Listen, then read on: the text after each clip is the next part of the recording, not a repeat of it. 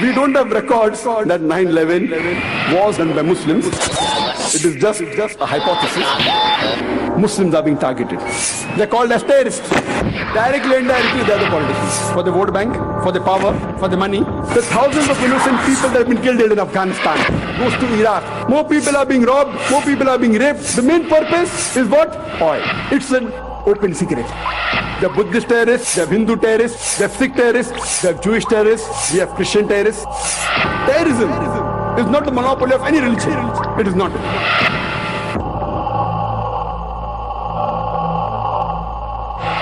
Number one, the human being that has killed maximum innocent human beings. Who is he? Hitler. He has incinerated 6 million Jews. Commonly the word terrorist means terrorizing innocent human beings. In this context, no Muslim should ever terrorize any innocent human being. It is prohibited in Islam. I say I'm an extremist. I'm extremely honest. I'm extremely just. I'm extremely kind. I'm extremely peaceful. I'm extremely merciful. Even if you agree, for sake of argument, Osama bin Laden did it, it does not justify killing of innocent human beings. Today, America is supposed to be in power. They have the media with them. So who they call a terrorist, the label gets stuck. We can surely say, without any doubt, that terrorism is not a Muslim monopoly.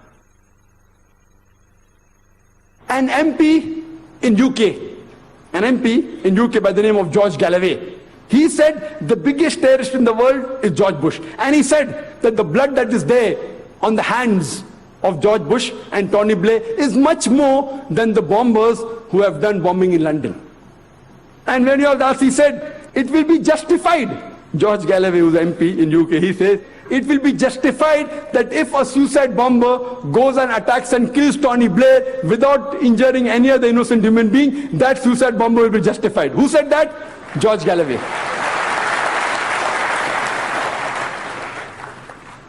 We have Jyoti Basu, a few months back, he said, when George Bush came to India, that number one terrorist is George Bush. Everyone says that, but the Indian government wants to invite him. For what? So that we learn the art of terrorism? Recently, a couple of days back, it was a news article in the newspapers that the Nobel Prize winner Betty Williams, she said that she would love to kill George Bush. She would love to kill George Bush, which I differ. After seeing the scenario, that who has the monopoly on terrorism? And according to me, terrorism is a monopoly of the politicians. According to my understanding and survey, terrorism is a monopoly of the politicians. Irrespective, they may be politicians of USA, of UK or India, it is the monopoly of the politicians. We have to realize what is the cause of terrorism. If we want to abolish terrorism, first we have to understand the root cause. I, being a doctor, we don't believe in symptomatic treatment. We believe in trying and finding out what is the cause and killing the germ. That's a better treatment. What is the cause of terrorism? The experts say that the cause of terrorism is injustice. When injustice is done on a particular group of people, when wrong is done on a particular group of people, they tend to retaliate. And that is the only cause of terrorism.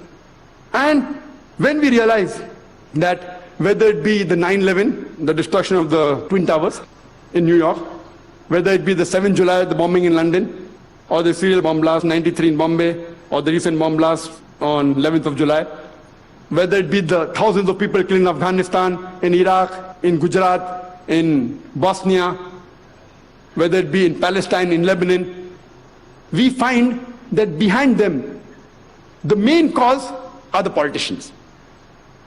I was wondering that when I landed in UK, that why were 21 young Muslims arrested? The government said we were keeping track on them for several months. Many people I met who knew these people were arrested personally. They said impossible. They can't be involved. What we realized that the people wait, when should this news come out? At that time, Israel was attacking Lebanon. Thousands of people were killed. The Britishers were objecting. So then you have a diversion. 21 Muslims supposed to bomb the airline are arrested. It's a bigger news, so people forget about thousands of innocent people being killed in Lebanon.